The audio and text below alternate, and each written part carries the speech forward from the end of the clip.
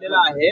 खरं तर कसाबला आपण फासावर लटकवलं होतं, तहूर राणा राहिलेला आहे. काय एकंदरीत पुढचं प्रक्रिया असतो? तो आमच्या देशाचा शत्रू आहे, ज्यांनी मुंबईचे 23/11चा प्लॅन केला आणि एवढे सगळे लोक ठार केले, त्यांची हत्या केली आणि या महाराष्ट्राला एक दुःखद अशा प्रकारची आठवण ठेवून गेली.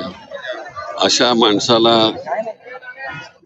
भारत सरकारने कालच्या आणि आजच्या दोन्ही म्हणजे युपीए सरकार आणि बीजेपी सरकार ह्या दोघांनी प्रयत्न केले त्या आणण्यामध्ये, आणि ह्या प्रयत्नामध्ये मी मोठा का तू मोठा हे करत बसण्यापेक्षा त्याला कशा तऱ्हेनं फाशी होईल याचा प्रयत्न केला पाहिजे. साहेब, खरं तर तुम्ही कसाबला फाशी दिली ते कोणालाही सांगितलं गेलेलं नव्हतं, मात्र तहूर राणाचं मोठ्या प्रमाणात मार्केटिंग केल्याची टीका आपल्या पक्षाकडून काँग्रेसकडून होते. हे होणं कितपत योग्य आहे? नाही, ते ठीक आहे, जे झालं ते झालं. साहेब, दुसरा एक विषय आहे की विजय वडेट्टीवार जे आपल्या पक्षाचे नेते आहेत, चला